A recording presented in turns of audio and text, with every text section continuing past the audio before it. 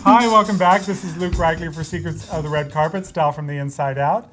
You're in the chat room on emPOWERme.tv with Genevieve Lamb, the lovely and talented Allana Pratt, and myself. And we have a bunch of questions about... We have so many questions about makeup. This was great. So first one from Talia Kennedy. I want to have my makeup done professionally for a friend's wedding that I'm going to be a bridesmaid for. How can I look amazing at the wedding without one-upping the bride? Genevieve. Well, everyone has their own unique beauty. I don't think you need to worry about upstaging the bride. I'm sure the bride wants everyone to look their own personal best. It's always, you know, don't compare yourself to others, right, Luke? Right. You are you, so look the most fabulous you can be. Don't worry about upstaging her. Well, she has a good point. I get a lot of questions about people what to wear to weddings, and I can't believe the number of questions I get.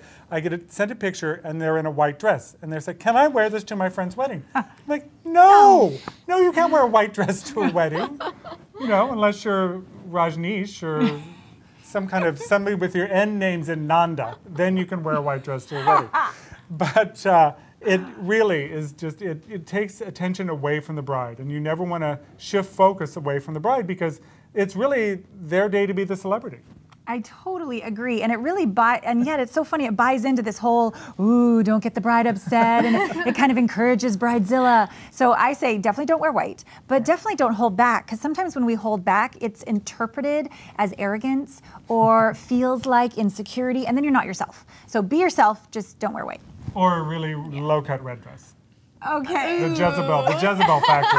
This is what we call the Jezebel factor of a really low-cut, your boobs have fallen out, red dress. Yes, I remember I had some police that we had to have police at one of these places just for the security deposit, but I remember saying, handle that one. And I just, that's what I said, just take her away. Handle that one. Take her, be gone, banned from eyeline. Yes, be gone. What is the next one? The next one is, what is the difference between the foundation a makeup artist would use versus my everyday foundation? Kind of what we covered a bit in this segment. So maybe reiterate a bit about what you think they should use. Well, one thing, especially for weddings, there's always going to be some kind of flash photography involved. You know, even if your ceremony's during the day but your reception goes into the evening, people will use flash, and you need to be careful with what kind of foundation you use. I'd always just avoid anything with SPF in it. Sun protection factor, the ingredients used in that are large white particles that when a camera flashes, it flashes back. So, and it flashes back a much wider appearance than the rest of your body. So if your face has it and your body doesn't, your body's gonna look tan and your face is gonna look kind of a bright white, and you wanna look natural. So I would say, you know, look for foundations that don't have SPF in them. Also, you wanna be aware of mineral makeup. Mineral makeup is kind of, you know, made up of things that are used in sun protection. That's right. The first time we met, you told me about my Jane Arundel that looked really good sitting there, but not once I got sitting here. Right.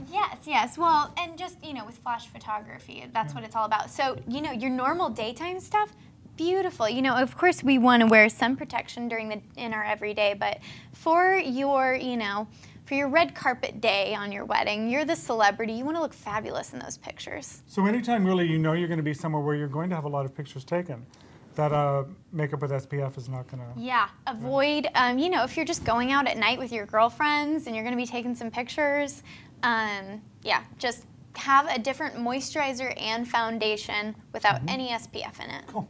Love it. Here's one for you, Luke. It says, I'm a little confused about negating the negative because I've read in a lot of books that it's a mistake for me to focus on the negative. I should be focusing on the positive. Well, first of all, I totally understand what you're saying.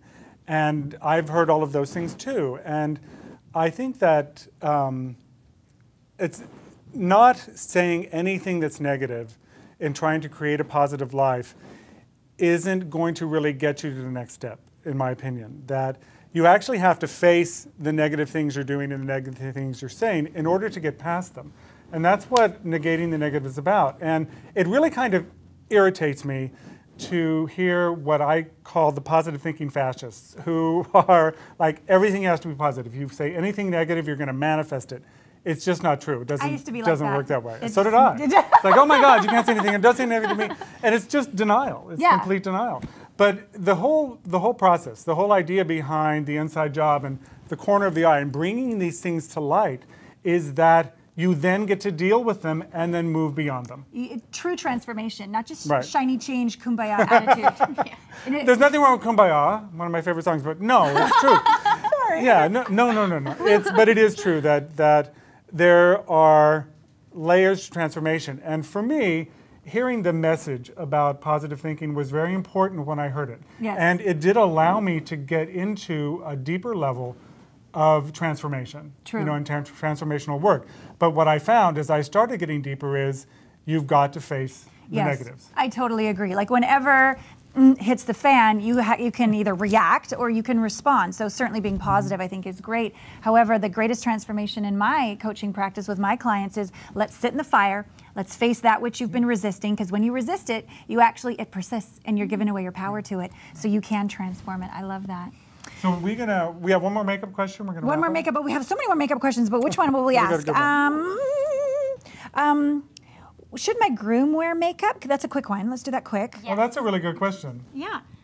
For the photos. Because boys don't, you know, they're not, you got to drag them kicking and screaming in a tuxedo, I can imagine. That's right. We don't call it men's makeup, we call it men's grooming. So is that like calling it a merce instead of a man purse? Exactly, yeah, just make it comfortable. So for your groom, for him to look great in the pictures, ask your makeup if they have any anti-shine that they can pop on. That will just take away the shininess in their skin, mattify and reduce their pore size for the pictures. You can also do those blotting papers that you can buy, you know, at the drugstore will help out. And then the other thing is brows. You can just throw a little bit of just a clear brow gel on them. It'll look really nice and polished. Or give it a little shine. Yeah. I have one quick question. How do you approach manscaping? Because you're about to go on the honeymoon and his back, you know, what do you say? How do you approach that?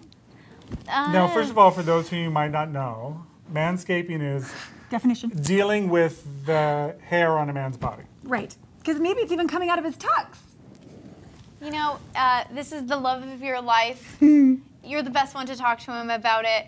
Say, you know, honey, you know what would make me really happy? Oh, that's good, girl. You know, and maybe excited to touch you more, maybe give you some back rubs. You know, just inch it in that way. But this is the love of your life. If you can't convince him to do that, can't convince him to do anything else. What you don't want to do is ask him to take his shirt off and then just go at him with some waxing strips. Because that doesn't end well. Take some In my experience, it doesn't end well. Take him to a professional. Take him to a professional. And take some Advil we're first. getting the signal that it's time to wrap it up. So thank you very much, Genevieve Lamb and the ever talented and lovely Allana Pratt. Thank you. This has been Luke Reichle for Secrets of the Red Carpet Style from the Inside Out on emPOWERme.tv saying good night, and there's no groom like a matte groom.